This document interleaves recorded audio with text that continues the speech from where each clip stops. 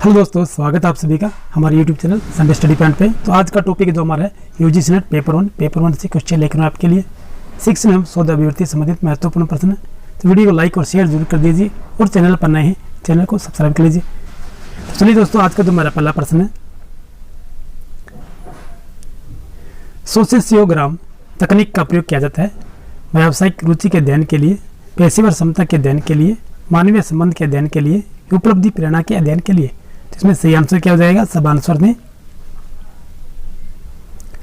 सोशियोग्राम तकनीक का प्रयोग किया जाता है किसके लिए किया जाता है? ये मानवीय संबंध के अध्ययन के लिए किया जाता है सोशियोग्राम। चलिए अगला प्रश्न चलते हैं। दृश्य प्रपंच शास्त्र शब्द निम्नलिखित की प्रक्रिया से संबंधित है: गुणात्मक शोध, प्रसरण के विश्लेषण की, सहसंबंध के अध्ययन की, संभाव्यता के प्रतिचयन की।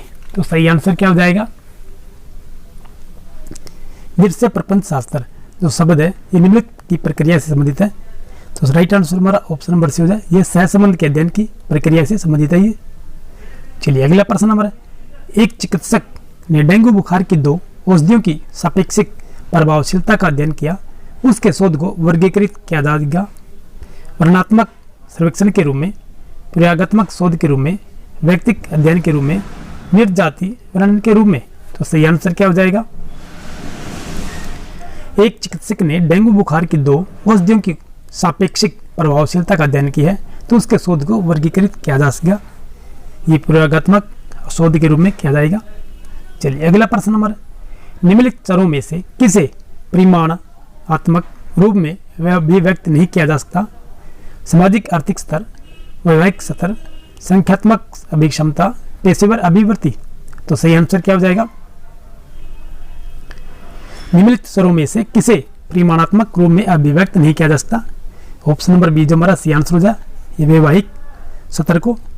तो परिमाणात्मक रूप से अभिप्राय है संख्यात्मक मान तथा इकाई का सम्मिलित स्वरूप, जैसे दूरी की परिमाणात्मक रूप 10 किलोमीटर, अतः वैवाहिक स्तर को परिमाणात्मक रूप से व्यक्त नहीं कर सकते हम।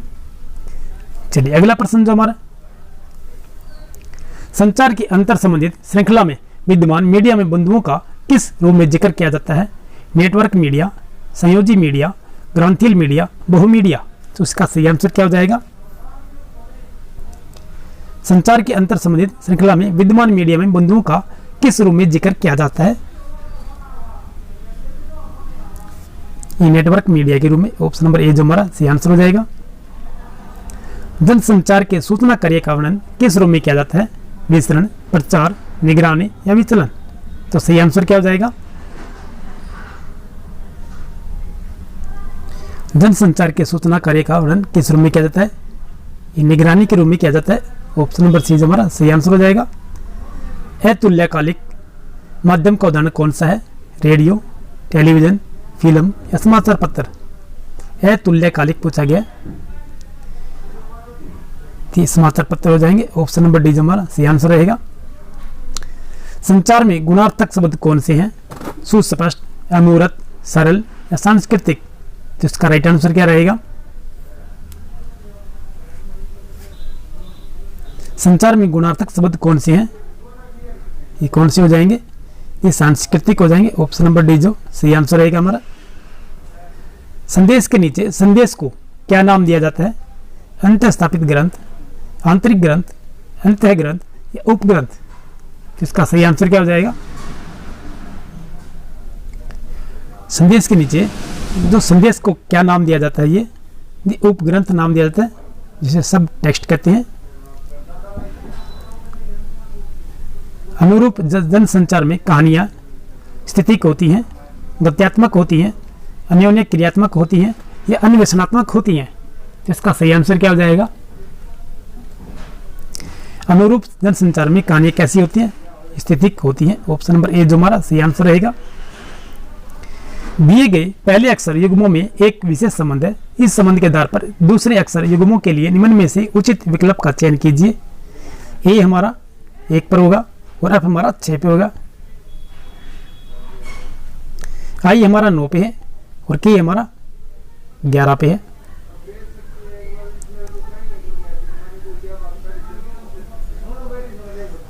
एक हमारा ए पे है, आई हमारा 9 पे है।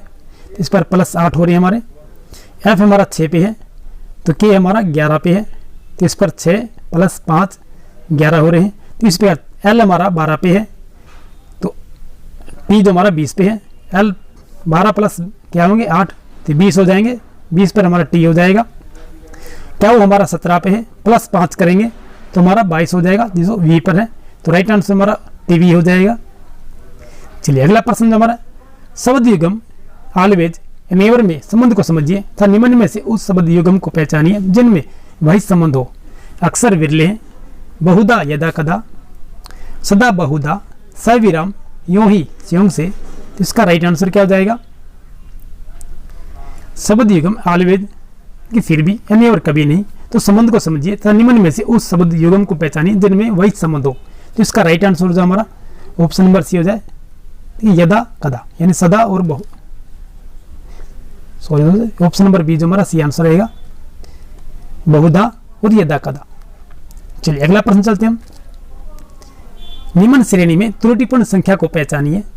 52, 51, 48, 43, 34, 26 या 16।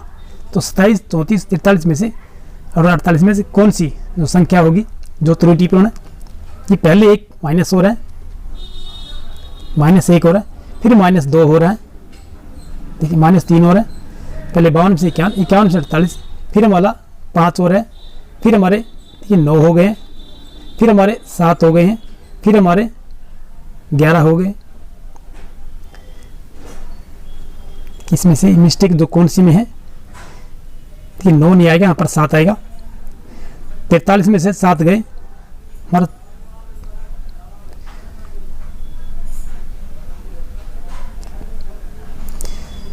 48 में 5 गए, 43 में 7 गए, तो 38 आएगा यहाँ पर, नहीं कि 34 आएगा। 38 में थे, फिर 9 जाएंगे तो हमारा 26 आएगा। तो इसके लिए सही आंसर जो हमारा ऑप्शन नंबर बी हो जाएगा। त्रुटिपूर्ण जो संख्या है हमारी 34 हो जाएगी। चलिए अगला प्रश्न जो हमारा, एक सांकेतिक प्रणाली में पेन को 31 लिखा जाता है, PR को 35 लिखा जाता है, तो पैट को क्या लिखा जाएगा? 30, 37, 39, 41। इसमें सही आंसर क्या हो जाएगा? पेन को 31 लिखा जाता है, P हमारा जो 16 पे है, A हमारा 1 पर है और N हमारा 14 पे है। तो इसमें देखिए 16 + 1 17, 17 + 14 31 हो जाएगा हमारा। तो इसी प्रकार जो है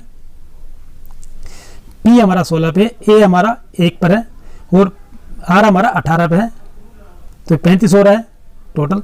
तो इसी प्रकार जो है P हमारा 16 पे होगा, A हमारा 1 पर होगा और P हमारा 20 पर हो जाएगा। तो ये हमारा ऑप्शन नंबर बी हो जाएगा, 37 हो जाएंगे। तो राइट आंसर जो है हमारा ऑप्शन नंबर बी हो जाएगा, 37। चलिए अगला प्रश्न जो हमारा, नीचे दिए गए 2 कथनों में 1 और 2 द्वारा 2 निष्कर्ष ए तथा बी निकाले जा सकते हैं, यह मानते हुए कि दोनों कथन सही है। नीचे दिए गए में से कौन सी बात तर्कसंगत है? कुछ फूल लाल होते हैं, कुछ फूल नीले होते हैं, कुछ फूल न तो लाल है न ही नीले होते हैं, कुछ फूल लाल तथा नीले दोनों रंग के होते हैं। तो नीचे तर्क दिए गए, केवल ए तर्क संगत है, केवल बी तर्क संगत है, ए तथा बी दोनों तर्क संगत है, ए तथा बी दोनों तर्क संगत नहीं है। तो इसका राइट आंसर हमारा क्या हो जाएगा? ये ऑप्शन नंबर डी हो जाएगा। सॉरी दोस्तों, देखिए इसमें बी हो जाएगा हमारा, केवल बी तर्क संगत है हमारा। कुछ फूल लाल तथा नीले दोनों रंग के होते हैं। चलिए अगला प्रश्न जो हमारा, यदि 54 72 9 है, 63 42 6 है, 75 84 6 है, तो 92 36 क्या होगा? इन दोनों को जोड़ लें, 5 और +4 +7 +2, 5 4 9 9 7 16 16 2 18 हो गए। तो 1 + 8 क्या हो जाएंगे? 9 हो जाएंगे, ये 9 रखे। फिर इसी तरह हमारा 6 और 3 9 और 4 13 और 2 15 15 हो जाएंगे। तो 1 + 5 16 हो गए। ठीक इसी तरह 7 और 5 12 और 8 20 4 24, 2 + 4 + 6 6 हो जाएंगे।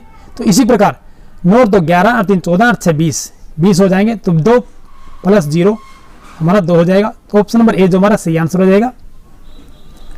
चलिए अगला प्रश्न जो हमारा, एक परीक्षा में कुल में से 35% छात्र हिंदी में 45% छात्र अंग्रेजी में तथा 20% छात्र दोनों में फेल हुए, तो दोनों विषयों में पास होने वाले का प्रतिशत क्या रहेगा? इसमें 10, 20, 30 या 40। इसका राइट आंसर क्या हो जाएगा? एक परीक्षा में कुल में से 35 छात्र जो हैं हिंदी में, 45 छात्र अंग्रेजी में तथा 20 छात्र दोनों में फेल हुए हैं, तो दोनों विषय में पास होने वाले छात्रों का प्रतिशत कितना रहेगा? 20% फेल हुए हैं, तो 35 में जो -20 15 हो गए हमारे, और 45 में से -20 25 हो गए, दोनों को मिलाएंगे तो कितने हो गए? 15, 20, 40 हो जाएंगे। देखिए दोनों 40 हो गए, 40 होने के बाद और प्लस 20 हमारे ये जोड़ लेंगे हम, तो 60% छात्र जो है फेल हुए हैं। तो 100 में से पास होने वाले छात्र जो 100 माइनस 60 यानी कि 40% छात्र जो है हमारे पास हो गए। ऑप्शन नंबर डी जो सही आंसर रहेगा। चलिए अगला प्रश्न हमारा, यदि कथन सभी छात्र बुद्धिमान है सत्य है तो निम्न में से कौन से कथन सही नहीं होंगे? हमारे कोई छात्र बुद्धिमान नहीं है, कुछ छात्र बुद्धिमान है, कुछ छात्र बुद्धिमान नहीं है, 1 था 2, 1 था 3, 2 था 3, केवल 1। तो इसका सही आंसर क्या हो जाएगा हमारा? कुछ छात्र बुद्धिमान है। देखिए ऑप्शन नंबर बी जो हमारा सही आंसर रहेगा, 1 और 3 हो जाएंगे। कोई छात्र बुद्धिमान नहीं है और कुछ छात्र बुद्धिमान नहीं है।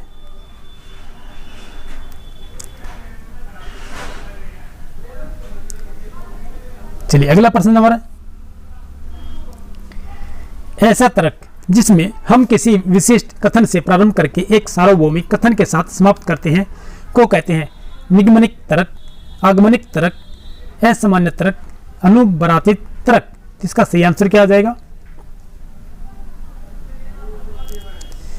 ऐसा तर्क जिसमें हम किसी विशिष्ट कथन से प्रारंभ करके एक सार्वभौमिक कथन के साथ समाप्त करते हैं को कहते हैं, इसे क्या कहते हैं? ये निगमनिक तर्क कहते हैं। ऑप्शन नंबर ए जो हमारा सही आंसर है। आगमनिक तर्क विशिष्ट तथा विशिष्ट तथ्य कथन के समान सिद्धांत की ओर चलता है, जिसे हम निगमनिक तर्क कहेंगे। चलिए अगला प्रश्न हमारा, दो चरों के बीच सहसंबंध मापने के लिए निम्नलिखित में से कौन सा तरीका काम आता है? कि दो चरों के बीच सहसंबंध मापने के लिए विकिरण रे आरेख, बारंबारता बटन, दो तरफा तालिका, कोटि सहसंबंध गुणांक। तो इसका सही आंसर क्या रहेगा? दो चरों के बीच सहसंबंध मापने के लिए निम्नलिखित में से कौन सा तरीका काम आता है? ये बारंबारता बटन काम आता है। ऑप्शन नंबर बी जो हमारा सही आंसर रहेगा। निम्न परिस्थिति में कम से कम कितनी बतखें तैर सकती हैं? एक बतख के आगे 2 बतखें, एक बतख के पीछे 2 बतखें, एक बतख के आगे पीछे एक बतख है। इसका राइट आंसर क्या रहेगा?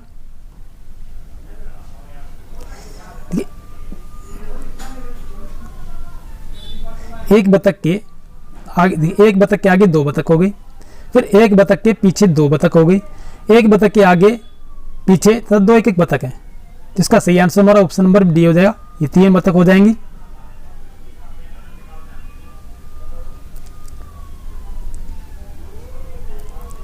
निम्नलिखित में से कौन सा इंटरनेट सर्विस प्रोवाइडर है? जिसे आईएसपी कहते हैं। ये आईएसपी नहीं है। MTN, BSNL, Airnet India, Infotech India limited. इसका सही आंसर क्या रहेगा? निम्नलिखित में से कौन सा इंटरनेट सर्विस प्रोवाइडर नहीं है? जिसे आईएसपी कहते हैं। इंटरनेट सर्विस प्रोवाइडर कौन सा नहीं है? ये इन्फोटेक इंडिया जो है ये इंटरनेट सर्विस प्रोवाइडर नहीं है। चलिए अगला प्रश्न चलते हैं। श्रीमान ए, मिस बी, श्रीमान सी और मिस डी एक मेज के इर्द गिर्द बैठे हैं और अपने कारोबार के बारे में चर्चा कर रहे हैं। तो दर्जी और नाई, नाई और रसोईया, दर्जी और रसोईया, दर्जी और धोबी। ए यहाँ बैठ जाएगा, तो बी हमारा यहाँ बैठ जाएगा, सी हमारा इधर रहेगा, तो डी हमारा इधर रहेगा। इर्द गिर्द अपने कारोबार के बारे में चर्चा कर रहे हैं। तो कारोबार की चर्चा में देख कौन करेगा? ठीक है, नाई और धोबी।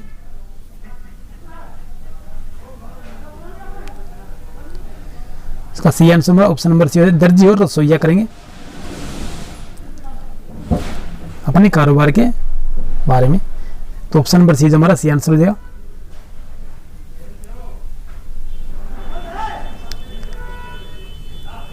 सोडास आधारित अंकन पद्धति में कौन से चिन्ह शामिल है? 0 से 7, 0 से 9 या AF, 0 से 7 AF, कोई भी नहीं। तो इसका सही आंसर क्या रहेगा? इसका राइट आंसर हमारा ऑप्शन नंबर बी हो जाएगा, 0 से 9 या AF हो जाएगा। तो चलिए दोस्तों, आज की जो वीडियो हमारी यही समाप्त करते हैं। वीडियो पसंद आई तो वीडियो को लाइक कर दीजिए और चैनल पर नए हैं चैनल को सब्सक्राइब कर लीजिए, साथ में आइकन को प्रेस कर लीजिए और हमारी अन्य वीडियोस देखने के लिए नीचे डिस्क्रिप्शन में आपको लेके मिल जाएगा, या फिर आप चैनल की प्लेलिस्ट में जाकर वहाँ से हमारी अन्य वीडियोस देख सकते हैं। तो दोस्तों फिर मिलते हैं अगली नेक्स्ट वीडियो में, तब तक के लिए जय हिंद।